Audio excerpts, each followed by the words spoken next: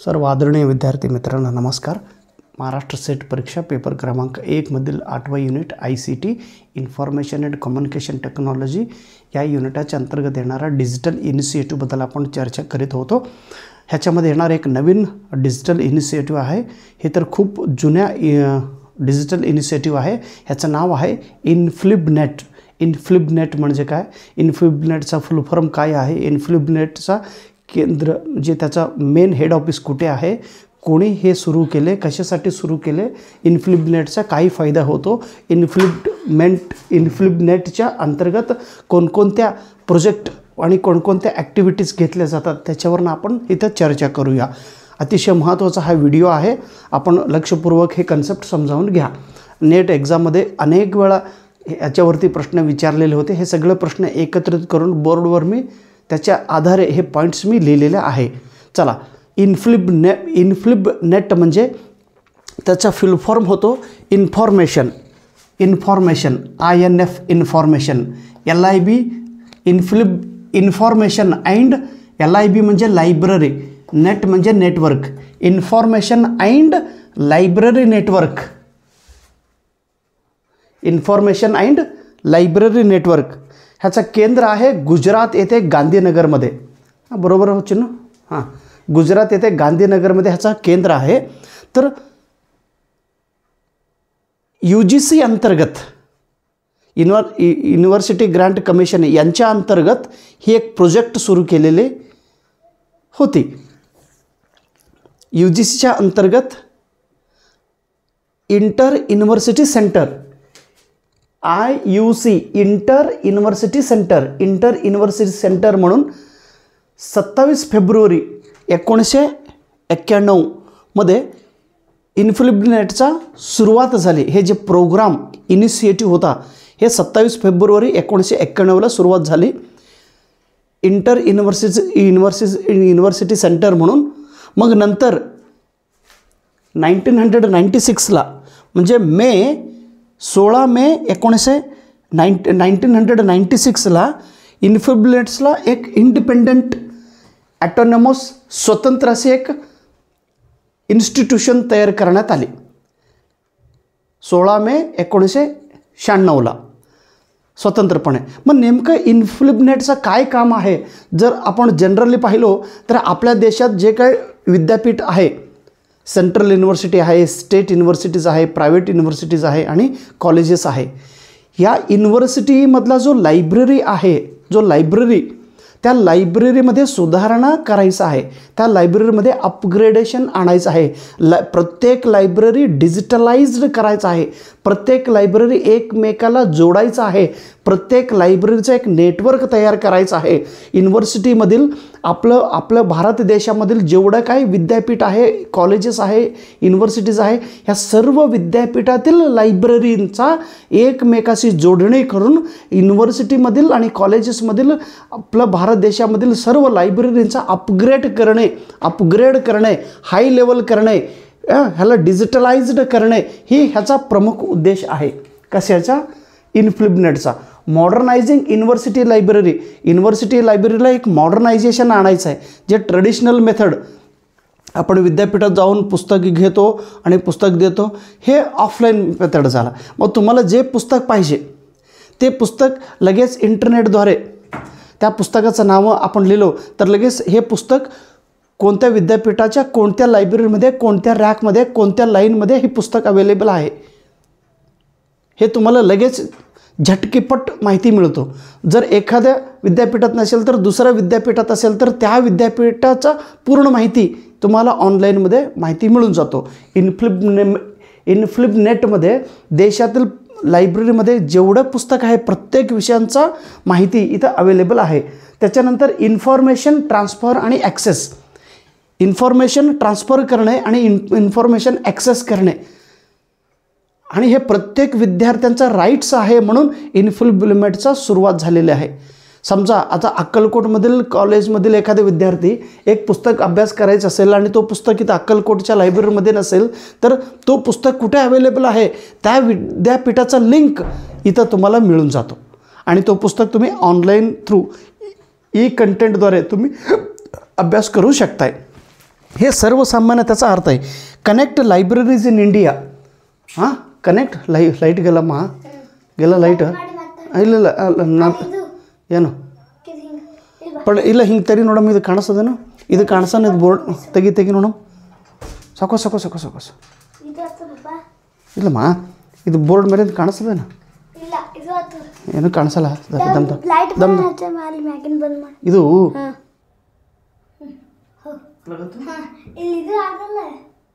Thank you मला माहीत नव्हतं बघा. तुम्ही सांगितलं. किती हुशार हो. आम्हाला काय मोबाईलमध्ये काय कळत नाही बघा. आता अगोदर केलेलं रेकॉर्डिंग येतो का? हां, काय केलं तुम्ही? हां, बंद केलं आहे. मग बंद केलं तर अगोदरचं जाईल मग. हां, चला. इन्फ्लिब नेटबद्दल मी तुम्हाला बेसिक माहिती सांगत होतो. आता इन्फ्लिब नेट जे काही सेंटर आहे ह्याच्या अंतर्गत काही काम, काही फंक्शन, काही ॲक्टिव्हिटीज, काही प्रोजेक्ट घेतले जातात. त्याच्यावरून आपण सहजरित्या आपण माहिती घेऊया. चला, भारत देशातील प्रत्येक लायब्ररीचा मॉडर्नायझेशन करणे हा इन्फ्लिब नेटचा प्रमुख उद्देश आहे. तर हे अनेक ॲक्टिव्हिटीज सध्या इन्फ्लिब नेट करीत आहेत. तर पहिलं आपण हे ॲक्टिव्हिटी घेऊ. शोध सिंधू. शोध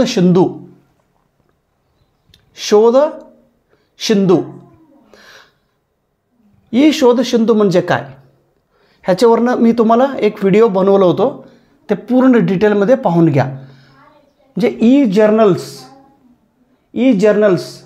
electronic journals, electronic books, electronic bibliography, electronic biography, electronic textbook आपल्याला वाचन करण्यासाठी शोध सिंधूचा वापर होतो. यानं लिस्ट ज्या विद्यापीठाला म्हणजे जेवढं कॉलेजेस आहे सर्व कॉलेजेस इन्फ्लिब नेटला जॉईनिंग होणे, कनेक्शन होणे, मग त्याच्यानंतर त्या कॉलेजला अनुमती देण्यात येतात की तुम्ही इतर विद्यापीठातील लायब्ररी ॲक्सेस करू शकताय. शोधशुद्धी म्हणजे PhD केल्यानंतर त्या PhD करेक्ट केलेत का डुप्लिकेट केलेत का इतरांचं कॉपी करून लिहिले आहे हे शोधण्यासाठी, प्लेगियारिझम चेकिंग करण्यासाठी, ऑथेंटिसिटी चेक करण्यासाठी हे शोधशुद्धी वापर करण्यात येतो. डिटेक्शन करण्यासाठी, शोधण्यासाठी तुमचं थेसिस ओरिजिनल आहे का डुप्लिकेट आहे, तुम्हीच लिहिलात का इतरांचं आहे तसं कॉपी करून लिहिलात, हे पाहण्याचं कामं शोधशुद्धी करीत असतात. शोधगंगा. भारत देशातील प्रत्येक विद्यार्थी जे काही PhD केलेले आहेत त्यांचा PhDचा थेसिस या पोर्टलवरती शोधगंगावरती अपलोड केलेला आहे. सध्या 5 लाख विद्यार्थी म्हणजे 5 लाख PhD थेसिस अवेलेबल आहे. 5 लाख पूर्ण झालेलं आहे. आता 5,24,000वरती आलेलं आहे बघा.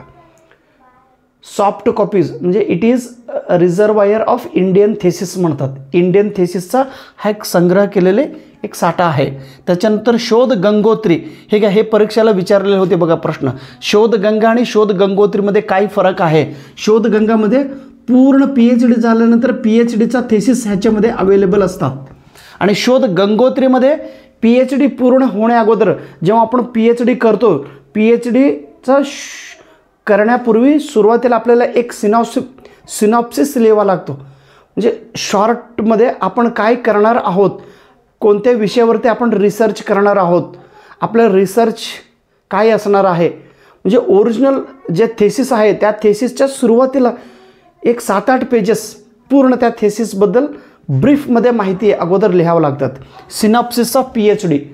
मग हेही सुद्धा इथं अवेलेबल असणार आहे. आता मी PhD करत असेल तर PhD करण्यापूर्वी मला एक सिनॉप्सिस पूर्ण माहिती लिहून विद्यापीठाला सादर करावं लागणार आणि विद्यापीठ जर यस म्हणाल्यानंतर मग PhDचं कामं सुरू होणार. म्हणजे छोटासा भाग सुरुवातीला आपल्याला आपण काय करणार आहोत पुढे PhDमध्ये त्याचाच सुरुवातीला एक इंट्रोडक्टरी भाग म्हणून एक सिनॉप्सिस म्हणून आपल्याला लिहावं लागतो आणि ते सर्व सिनॉप्सिसेस इथं शोध गंगोत्रीमध्ये अवेलेबल असणार आहे. आणि प्रत्येकाचा सिनॉप्सिस हा समान नसतो, वेगवेगळे असतात. INDCAT म्हणजे काय, Indian catalogue of Indian university. लक्षात घ्या, union catalogue of Indian universities. Indian युनिव्हर्सिटीमधील प्रत्येक लायब्ररीमध्ये जेवढं काही पुस्तक आहे त्या पुस्तकांचं नावं एका कॅटलॉगच्या स्वरूपात इथं अवेलेबल असतात. SOUL सोल 3.1 3.0 हे तामिळनाडूमध्ये विचारलेले प्रश्न होते बघा. सोलचा फुल फॉर्म काय? एस म्हणजे software for university library. Software SO म्हणजे software for university library. University लायब्ररीसाठी हा एक सॉफ्टवेअर आहे. इन्फिस्टॅट म्हणजे काय? Software uses statistic of resources. रिसोर्सचा स्टॅटिस्टिक ठेवण्यासाठी किती पुस्तक आहे, किती पुस्तक आपण नवीन घेणार आहोत, पूर्वी किती पुस्तक होते, पुस्तकांचा एक स्टॅटिस्टिक इन्फॉर्मेशन. बिब्लिओग्राफी किती आहे, बायोग्राफी किती आहे, सायन्स पुस्तक किती आहे, आर्ट्स पुस्तक किती आहे, हिस्ट्रीचं पुस्तक होतं आहे, इंजिनिअरिंगचं पुस्तक होतं आहे, मेडिकलचं किती आहे, असं स्टॅटिस्टिक ह्याच्यामध्ये आपल्याला माहिती मिळतो. OCS म्हणजे काय? महाराष्ट्राची सेट एक्झाममध्ये विचारलेले हे प्रश्न. OCS online copy catalogue system. Online copy catalogue system. Shodhchakra म्हणजे काय? Unique space to the researcher. जे रिसर्च करणारे लोक आहेत त्यांना एक विशेष जागा दिलेल्या असतात, म्हणजे त्या जागामध्ये आपण माहिती गोळा करून त्याच्यावरनं आपल्याला काम करायचं असतो. युनिक स्पेस टू रिसर्चर कशासाठी? To manage research life cycle to research scholar. लक्षात ठेवा. त्याच्यानंतर IR इन्फ्लुएन्समेंट. I म्हणजे इन्स्टिट्यूशनल, R म्हणजे रिपोजिटरी आणि @इन्फ्लुएन्समेंट म्हणजे इन्स्टिट्यूशनचं पूर्ण माहिती इथं अवेलेबल असणार आहे. ILMS पूर्ण लक्षात ठेवा. I म्हणजे इन्फ्लुएन्समेंट, L म्हणजे लर्निंग, M म्हणजे मॅनेजमेंट, S म्हणजे service. INFLIBNET learning management service. ही अतिशय इम्पॉर्टंट क्वेश्चन्स आहे. हे गेल्याच आपलं राजस्थान सेट एक्झाममध्ये हे प्रश्न विचारलेले होते बघा. आता नुकताच झालेले राजस्थानाचे काय म्हणून CRNI म्हणजे काय? CRNI. R म्हणजे रिसर्च, N म्हणजे नेटवर्क, I म्हणजे India. Research network in India. Research network in India म्हणजे भारत देशातील जे स्त्री म्हणजे विमेन रिसर्चर आहे, विमेन स्कॉलर आहे, जे स्त्री, फक्त स्त्रींचा नेटवर्क असतो. इथं पुरुष नाही. जे स्त्री रिसर्च म्हणून काम करीत आहे, जे स्त्री स्कॉलर म्हणून काम करीत आहे, जे स्त्री एक्सपर्ट म्हणून काम करीत आहे, जे स्त्री सब्जेक्ट एक्सपर्ट आहे, अशा एक्सपर्ट स्त्रींचा एक ग्रुप केलेला आहे. त्या ग्रुपला CRNI असे म्हणतात. Research network in India woman expert. याच्यामध्ये असलेलं सर्व एक्सपर्ट हे विमेन आहे. त्याच्यानंतर Infoport INFLIBNET subject gateway for Indian electronic research.